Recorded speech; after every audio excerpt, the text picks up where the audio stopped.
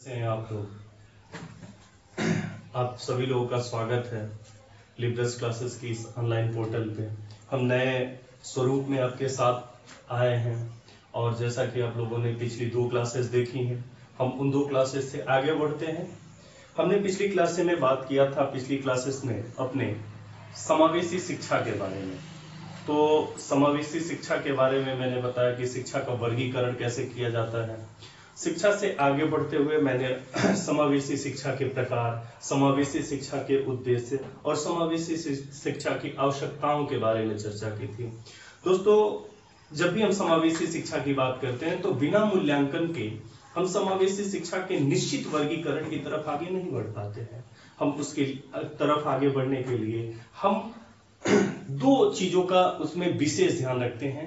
पहला कि मूल्यांकन करना और दूसरा आकलन करना। मूल्यांकन और आकलन ये दोनों ही बहुत इंपॉर्टेंट होते हैं। आकलन की भी अपनी आवश्यकता होती है, मूल्यांकन की भी अपनी आवश्यकता होती है और वर्गीकरण करने के लिए मूल्यांकन की आवश्यकता है। कक्षा में प्रबंधन और प्रशासन स्थापित करने के लिए मूल्यांकन की आवश्यकता है। कक्षा में प्रतिपुष्टि प्राप्त करने के लिए मूल्यांकन की आवश्यकता है। जैसी भी परिस्थितियां होती हैं, बिना मूल्यांकन के हम किसी भी निश्चित परिणाम की तरफ नहीं पहुंच पाते हैं। इसलिए दोस्तों, सबसे महत्वपूर्ण है क्या कि हमारा मूल्यांकन। और मूल्यांकन की ऐसी स्थिति में हम देखते हैं कि मूल्यांकन किस प्रकार से होता है। सबसे पहले हम बात करें मूल्यांकन की, तो मूल्यांकन अब इसमें 2 चीजें हो जाती हैं। सबसे पहली बात होती है मूल्य और दूसरा होता है अंकन, और इन दोनों को जोड़ के बनता है मूल्यांकन। मूल्य क्या है? यहां पे एक प्रश्न आता है कि मूल्य क्या है। तो किसी भी विषय वस्तु के बारे में, किसी भी चीज के बारे में हम एक निश्चित मानक तैयार करते हैं, उस मानक को उसी प्रतिरूप में स्थापित करने का प्रयास करते हैं। मानक कैसा होता है कि जैसे कि मान लीजिए कोई फल खरीद रहे हैं, संतरा खरीद रहे हैं और संतरे वाले से पूछा कि भैया संतरे कितने के दिए, तो उसने कहा कि 40 रुपए का 1 किलो संतरा दिया। तो आपने कहा मुझे 1 किलो तो नहीं चाहिए, मुझे तो 2 संतरे चाहिए। तो वह एक अनुमान लगाया, आकलन किया और उसी आकलन के आधार पर उसने कहा कि भैया 4 रुपए का 1 संतरा मेरा है। आकलन के आधार पे वस्तु का मूल्य निर्धारित कर दिया।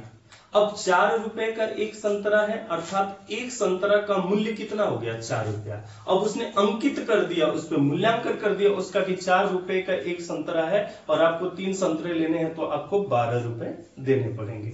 ठीक इसी तरीके से शिक्षा की प्रक्रिया में भी मूल्यांकन का उपयोग किया जाता है। भिन्न भिन्न परिस्थितियों के आधार पर मूल्यांकन को स्थापित करने का कार्य किया जाता है। किसी भी, अब हम जैसे हम शैक्षिक परिभाषाओं के आधार पर बात करते हैं, सामान्य अवधारणाओं को छोड़ते हुए विशिष्ट अवधारणाओं की बात इसमें करें तो हम देखेंगे क्या कि किसी भी विषय वस्तु का एक निश्चित मानक अंक ही उसका मूल्यांकन निर्धारित करता है। शैक्षिक प्रबंधन और प्रशासन में भी इसका बहुत विशेष महत्व होता है। तो हम बात करें मूल्यांकन की, मूल्य और अंकन मिलकर बनते हैं मूल्यांकन। मूल्यांकन किस लिए आवश्यक है? मूल्यांकन की आवश्यकता की बात करें कि मूल्यांकन की आवश्यकता क्यों होती है, तो सबसे पहली आवश्यकता होती है मूल्यांकन की कि बालकों के व्यवहार एवं आचरण की जांच करने के लिए मूल्यांकन उपयोगी होता है। किसका? बालकों के व्यवहार एवं उनके आचरण को जानने के लिए शिक्षकों द्वारा या फिर जो स्थानीय प्रशासन है उसके द्वारा, विद्यालय प्रशासन है उसके द्वारा उसका प्रयोग किया जाता है मूल्यांकन का। दूसरी बात इसमें आती है कि अर्जित कार्य कुशलता एवं कौशल की जांच करना। आप लोग नोट करते चलेंगे, इसे ध्यान रखिएगा इस चीज का कि नोट करते हुए चलना है, ठीक है। दूसरा पॉइंट करते हैं कि अर्जित कार्य कुशलता एवं कौशल की जांच करना। अर्जित कार्य कुशलता किसकी? छात्रों की अर्जित कार्य कुशलता। जो भी कक्षा में शिक्षक पढ़ा रहा है, जैसे आप ऑनलाइन पढ़ रहे हैं तो ऑनलाइन पढ़ रहे हैं तो आप एक कार्यकुशलता अर्जित कर रहे हैं, और इस कार्यकुशलता को ज्ञात करना ही क्या है, अर्जित कार्यकुशलता। और एवं कौशल, जो भी कौशल आप सीख रहे हैं, जो भी बच्चों को कक्षा में सिखाया जा रहा है, उसकी जांच करने के लिए हम किसका प्रयोग करेंगे, मूल्यांकन का। सीटेट में आया हुआ प्रश्न है, ध्यान रखिएगा इसका, कि निम्न में से मूल्यांकन की आवश्यकता होती है, तो बालकों में अर्जित कार्यकुशलता एवं कौशल की जांच करने के लिए मूल्यांकन की आवश्यकता होती है। तीसरे पॉइंट पे आते हैं कि समस्याओं को जानना एवं निर्धारण करना। समस्या, प्रॉब्लम। अब समस्या क्या है, व्हाट इज प्रॉब्लम, समस्या क्या है। समस्या क्या है कि जब भी हमारी इच्छा, हमारी आवश्यकता, हमारी जो भी हमारा एक मानसिक स्तर निर्धारित होता है, उस मानसिक स्तर के विपरीत जब भी हमारे कार्यों में कोई रुकावट आती है, तो रुकावट ही क्या बन जाती है, समस्या बन जाती है। जैसे एक छात्र है, तो छात्र लिख रहा है और लिखने में उसे लिखते लिखते जा रहा है, लेकिन अचानक कोई शब्द बोला और उसे समझ में नहीं आ रहा है, तो वो क्या हो गई, उसकी समस्या हो गई। अब उस बालक की उस विशेष प्रकार की समस्या को जानना, यहीं से समावेशी शिक्षा का निर्माण होता है, ध्यान रखिएगा, यहीं से विशिष्ट बालकों की पहचान की जाती है। तो उस समस्या को जानना, समस्या को जानना इसमें महत्वपूर्ण है। और समस्याओं को जानना, बालकों की कौन सी समस्या है, कैसी समस्या है, किस प्रकार की समस्या है, उन समस्याओं को जानना और निर्धारण करना। कैसा निर्धारण, वर्गीकरण के आधार पर बालकों का निर्धारण करना। जैसे कि कौन से बालक को कौन सी समस्या हो रही है। कुछ बालक होते हैं जो डिमेंशिया से पीड़ित हैं, कैलकुलिया से पीड़ित हैं, या ऐसी किसी भी प्रकार की बीमारी से पीड़ित हैं, तो ऐसे बालकों का निर्धारण करना, यह एक प्रकार की समस्या को जानना हो गया। दूसरी बात आते हैं, चौथी बात इसमें आती है कि उपचारात्मक शिक्षण हेतु। उपचारात्मक शिक्षण, कैसे शिक्षण, उपचारात्मक शिक्षण। शिक्षण के विशिष्ट प्रकार हैं जिसके बारे में आगे हम लोग चर्चा करेंगे शिक्षण में। तो उसमें एक विशिष्ट शिक्षण आता है उपचार करना। देखिए, समस्या को जान लिए और उस समस्या का निदान करने का प्रयास। निदानात्मक शिक्षण पद्धति और उपचारात्मक शिक्षण पद्धति, दो शिक्षण पद्धतियां होती हैं। निदानात्मक शिक्षण पद्धति अर्थात किसी समस्या के बारे में जानना, डायलिसिस करना, और दूसरा होता है उपचारात्मक शिक्षण पद्धति, ट्रीटमेंट करना। जैसे आप डॉक्टर के पास जाते हैं तो आप डॉक्टर को अपनी बीमारी के बारे में बताते हैं कि सर मुझे ये समस्या है, ये समस्या है, तो वो आपकी बात सुनता है और सुन के आपको एक दवा लिखता है। तो उसने बात को सुना, यह क्या हो गया, यह हो गया निदानात्मक शिक्षण। और उसने उपचार किया, दवा दिया आपको, वो क्या हो गया, उपचारात्मक। तो निदानात्मक और उपचारात्मक दो बातें होती हैं। तो समस्याओं को जानना, अर्थात समस्याओं को जानने की जब भी बात की जाएगी तो यह क्या हो जाएगा, निदानात्मक हो जाएगा, निदानात्मक शिक्षण पद्धति हो जाएगा। और इस निदानात्मकता के आधार पे उपचारात्मक शिक्षण का प्रयोग करना। और उपचारात्मक शिक्षण के प्रयोग के लिए हम किसका प्रयोग करेंगे, मूल्यांकन का प्रयोग करेंगे। सही है। चलिए आगे बात करते हैं पांचवें पॉइंट पे, शिक्षक एवं छात्र दोनों की प्रतिपुष्टि, फीडबैक। ऐसा नहीं है कि मूल्यांकन की प्रक्रिया में सिर्फ शिक्षक की फीडबैक हम लेते हैं, नहीं, बिल्कुल नहीं, हम दोनों के फीडबैक लेते हैं। हम देखते हैं कि शिक्षक और छात्र दोनों के बीच में जो एक छात्र शिक्षक संबंध होना चाहिए, एक कोरिलेशन होनी चाहिए, और इस आधार पे मूल्यांकन की उपयोगिता बढ़ जाती है कि दोनों ही एक्सेप्टेबल हों, दोनों ही एक दूसरे के माध्यम से जानने वाले, मानने वाले होने चाहिए। और इसको हम देखते हैं किसमें, शिक्षक और छात्र दोनों की प्रतिपुष्टि के आधार पर। और अंतिम पॉइंट पे आते हैं हम लोग, अध्ययन एवं अध्यापन दोनों का मापन। शिक्षक का भी मापन और शिक्षा प्राप्त करने वाले शिक्षार्थी का भी मापन, दोनों के मापन इसमें आवश्यक है। अब देखें है क्या ये, अध्ययन, शिक्षार्थी क्या करेगा, अध्ययन करेगा, और अध्यापन, शिक्षक क्या करेगा, अध्यापन करेगा। इन दोनों का मापन किसके द्वारा किया जाएगा, मूल्यांकन के द्वारा। अगर कोई सभी छात्र अच्छे नंबर लेके आते हैं, अर्थात अध्यापन कैसा हो रहा है, अच्छा हो रहा है। यदि कोई छात्र फेल होता है तो किसकी कमी होगी, अध्यापक की कमी होगी। और ये सीटेट में पूछा जाने वाला प्रश्न है कि यदि शिक्षक हैं और आपकी कक्षा में कोई छात्र अनुत्तीर्ण होता है तो यह किसकी जिम्मेदारी होगी? अब ऐसी स्थितियों में यह कहा जाता है कि छात्रों की जिम्मेदारी नहीं होती है, यह शिक्षक की जिम्मेदारी होती है कि छात्रों को अच्छे तरीके से विषय वस्तु के बारे में बताए और उसकी व्याख्या करे ताकि छात्रों को उसके बारे में जानकारी हो सके और जिससे छात्रों की आवश्यकताओं की पूर्ति हो सके, जिसके लिए हम छात्रों की सफलता छात्रों के व्यक्तिगत को मानते हैं और छात्रों की असफलता शिक्षक के उत्तरदायित्वों को परिभाषित करता है। तो मित्रों, हम लोगों ने आज बात किया मूल्यांकन की आवश्यकता की। मूल्यांकन को हम 6 भागों में बांटते हैं जब भी इसकी आवश्यकता होती है। तो पहला, व्यवहार एवं आचरण के परिवर्तन की जांच करने के लिए। दूसरा, अर्जित कार्य कुशलता की जांच करने के लिए। तीसरा, समस्याओं को जानना निदानात्मक आधार पे एवं निर्धारण करना, उसका एक क्रमबद्धता निर्धारित करना और उस निदानात्मक आधार पे हम उपचार करते हैं उपचारात्मक शिक्षण द्वारा। पांचवा, शिक्षक एवं छात्र दोनों की प्रतिपुष्टि की जाती है। और छठा, अध्ययन तथा अध्यापन दोनों का मापन किया जाता है। जैसे कि हम लोगों ने बात किया था अभी समावेशी शिक्षा के बारे में कि मूल्यांकन, तो मूल्यांकन की बात की। मूल्यांकन क्या है, क्यों है, कैसे है, मूल्यांकन की आवश्यकता क्या है, मूल्यांकन के उद्देश्यों के बारे में चर्चा की थी कि मूल्यांकन के उद्देश्य 5 प्रकार के होते हैं, इनकी आवश्यकताएं 5 प्रकार की होती है। और इन चर्चाओं से आगे बात करते हुए हम बढ़ते हैं मूल्यांकन के प्रकार की तरफ। काइंड ऑफ इवोल्यूशन, मूल्यांकन के प्रकार। मूल्यांकन के प्रकार की जब भी हम चर्चा करते हैं तो ये मुख्यतः 2 प्रकार की होती है।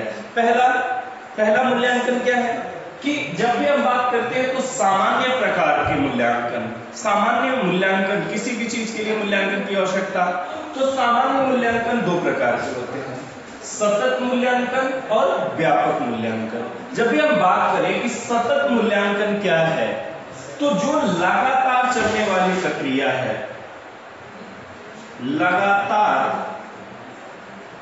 होने वाले मूल्यांकन, यह है, इसे हम कह सकते हैं लगातार होने वाले मूल्यांकन को कहते हैं सतत मूल्यांकन। और व्यापक मूल्यांकन क्या है? यह एक योगात्मक प्रकार का मूल्यांकन होता है, किसी भी क्रिया के पूर्ण होने के बाद किया जाने वाला मूल्यांकन। जैसे कि मान लीजिए लगातार होने वाला मूल्यांकन क्या है कि कक्षा में शिक्षक के द्वारा पूछा जाने वाला प्रश्न, शिक्षक द्वारा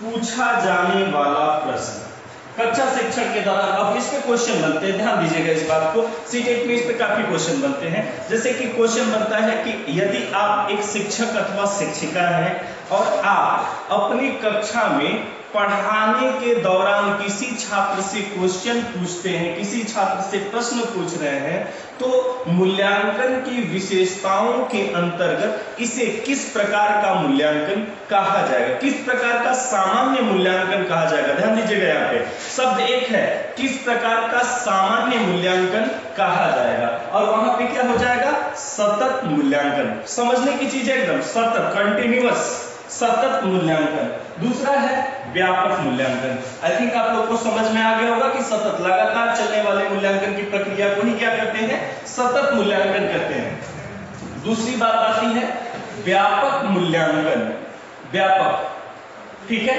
अब जब भी हम कॉम्प्रिहेंसिव की बात करते हैं, व्यापकता की बात करते हैं कि एक व्यापक स्तर का मूल्यांकन, व्यापक मूल्यांकन की आवश्यकता कब पड़ेगी, जब हम किसी भी सत्र को पूरा कर लेते हैं। जैसे कि हमारा छमाही का एग्जाम, हमारा वार्षिक परीक्षा जो होती है वो वार्षिक परीक्षा है। वार्षिक परीक्षा उत्तीर्ण करने के बाद से छात्रों की जो क्रमबद्धता, उनके मूल्यांकन के आधार पर जो उनकी क्रमबद्धता का निर्धारण किया जाता है, वह निर्धारण आता है व्यापक मूल्यांकन में। व्यापक मूल्यांकन एक विशिष्ट प्रकार का मूल्यांकन होता है। व्यापक मूल्यांकन के आधार पर प्रगति का निर्धारण किया जाता है। सतत मूल्यांकन, सतत मूल्यांकन के द्वारा त्रुटियों में सुधार किया जाता है और व्यापक मूल्यांकन के द्वारा प्रगति का निर्धारण किया जाता है कि बालक किस स्तर का प्रगति कर रहा है। और इन चीजों को ध्यान रखते हुए हम बात करते हैं व्यापक मूल्यांकन की, अर्थात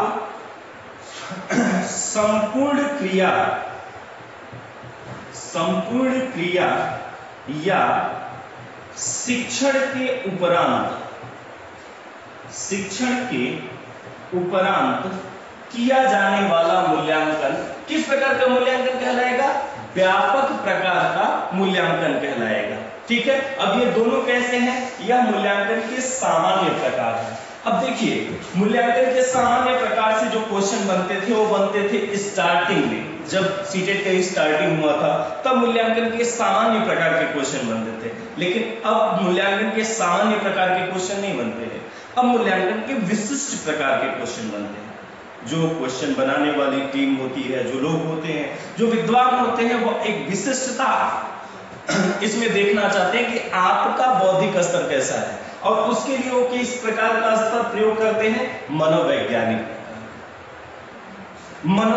प्रकार का। साइकोलॉजिकल अप्रोच क्या है? इस साइकोलॉजिकल अप्रोच के पीछे आते हैं और इसके अंतर्गत 3 प्रकार के मूल्यांकन निर्धारित होते हैं। सबसे पहली बात हम करते हैं निर्माणात्मक मूल्यांकन की। निर्माणात्मक मूल्यांकन या रचनात्मक मूल्यांकन। अब निर्माणात्मक मूल्यांकन क्या है कि किसी भी छात्रों की अभिवृत्ति, अनुभूति तथा ज्ञान के स्तर में उनकी रुचियों के बारे में, उनकी अभिरुचि के बारे में उनके रुचियों के बारे में, उनकी अभिरुचि के बारे में जानने के लिए जिस प्रकार का प्रयोग किया जाता है, मूल्यांकन का प्रयोग किया जाता है, उसे निर्माणात्मक या रचनात्मक मूल्यांकन कहते हैं। जैसे कि यदि आप एक शिक्षक अथवा शिक्षिका है और आपकी कक्षा में राजू नाम का एक छात्र है जो कक्षा में शिक्षण कार्य के दौरान बार बार असहजता प्रस्तुत करता है, उस छात्र का मूल्यांकन आप किस प्रकार से करेंगे? तो किस प्रकार से करेंगे? निर्माणात्मक मूल्यांकन का प्रयोग करके। अब इसी से पहला क्वेश्चन ये बनता है। दूसरा क्वेश्चन बनता है इससे कि निर्माणात्मक मूल्यांकन में किस प्रकार के सामान्य मूल्यांकन के स्वरूप का प्रयोग किया जाता है? तो निर्माणात्मक, कंस्ट्रक्टिव, और कंस्ट्रक्शन कहाँ होता है? कक्षा में, क्लासरूम में। और इसी क्लासरूम के अंतर्गत आप छात्रों की त्रुटियों को दूर करने का प्रयास करते हैं, और जहां पे त्रुटि दूर करने का प्रयास करते हैं, बस वहीं क्लिक करके हमको पकड़ लेना है कि जहां पे त्रुटि दूर करने की बात होती है, तो अभी हम लोगों ने पढ़ा है कि सतत मूल्यांकन में हम क्या करते हैं? त्रुटियों को दूर करने का प्रयास करते हैं। तो निर्माणात्मक मूल्यांकन का सामान्य स्वरूप कौन सा हो जाएगा? सतत मूल्यांकन। ठीक है, चलिए आगे बात करते हैं। दूसरे प्रकार का मूल्यांकन है जिसे हम कहते हैं योगात्मक मूल्यांकन। योगात्मक यानी योग यानी कि जोड़। किसका जोड़? भिन्न भिन्न कौशलों का जोड़। मैथ में कैसा नंबर है, संस्कृत में कैसा नंबर है, हिंदी में कैसा नंबर है, साइकोलॉजी में कैसा नंबर है, एनवायरमेंट में कैसा नंबर है, और सारा नंबर जोड़ के आपका योग कितना बन रहा है। अर्थात सभी विषयों का क्या कर दिया गया? जोड़ दिया गया। उसी को योगात्मक मूल्यांकन। अब इसी योगात्मक को संकल्पनात्मक मूल्यांकन भी कहा जाता है। एक संकल्पना तैयार किया जाता है इसमें, तो इसे योगात्मक या संकल्पनात्मक। और जहां पे योग की बात हो जाएगी तो फिर हम चलेंगे अपने सामान्य की तरफ, जहां पे एक शब्द आता है व्यापक। तो व्यापक अर्थात योगात्मक एवं या संकल्पनात्मक मूल्यांकन का सामान्य स्वरूप कैसा होता है? वह स्वरूप होता है व्यापक प्रकार का। वह स्वरूप कैसा होता है?